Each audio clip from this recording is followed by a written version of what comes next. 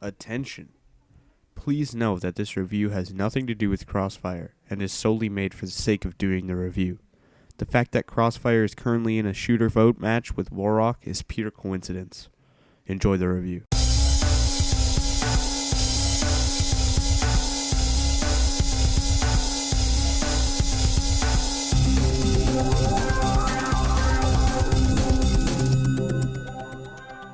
Hey guys, White Ops here with a review of the game Warrock. Searching through YouTube, I found that Warrock hasn't gotten many quality reviews. The points are there, but I didn't think they were brought across clearly. First of all, I'd like to point out the complete failure that is the Warrock community.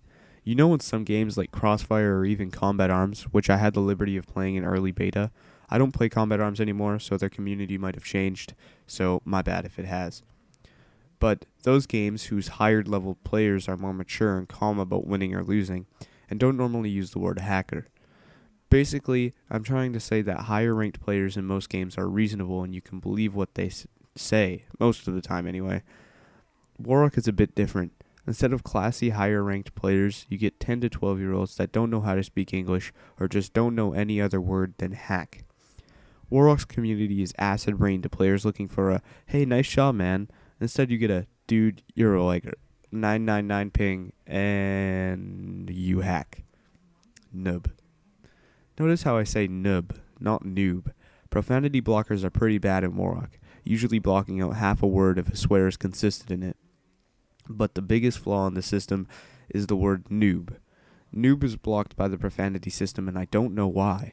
I'm just as baffled at this decision as I was when Crossfire decided to block hacker. It just makes conversations harder between players and makes the community quiet and not as chatty. Warrock players have no clue what teamwork is either. Some players have an FPS background and may know what you mean by camping vents, but most players will give you the response like noob camper instead of getting off their camping ass and going to get the other team. I'm not gonna lie, I was a Warrock veteran in my time. Warrock was one of the first, if not the first, free-to-play FPS game that I've played and enjoyed for quite a long time. Alongside Black Ops, of course. The game was pretty much ours. Enough bashing the community, though. Let's jump into gameplay. Gameplay of Warrock is somewhat interesting to me.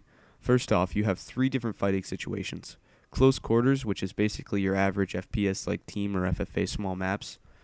Urban Ops, which is medium-sized maps and maybe a few vehicles here and there. And Battle Group. They just recently added a new game type to Battle Group called Siege War, which has a pretty unique concept to it. My computer lags too much to record because the maps are huge in Battle Group. I will say that there are tons of vehicles, boats, planes, helicopters, and even working amphibious tanks, which are tanks that can act as a boat as well, which is awesome. But hey, go download the game and go try it out for yourself.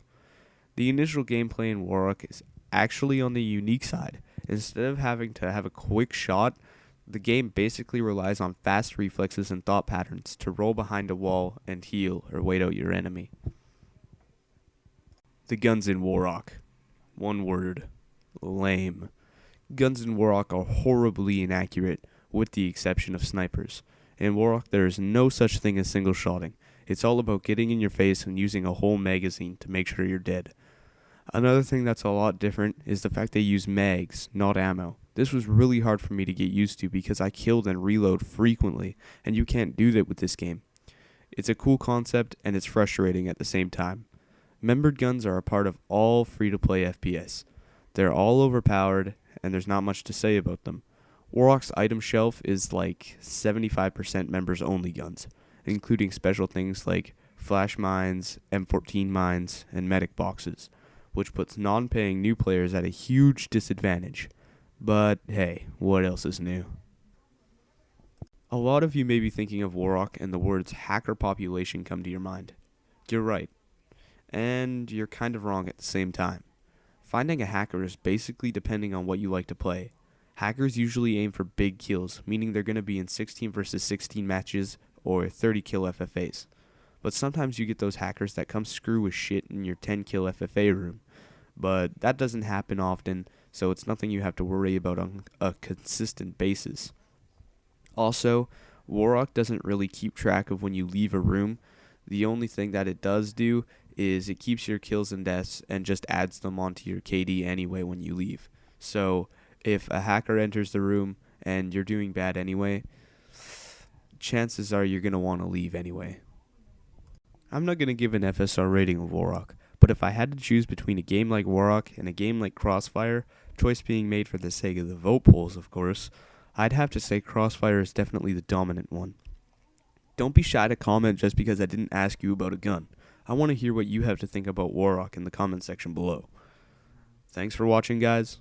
Remember to subscribe and comment. See you in the next Crossfire review. Later.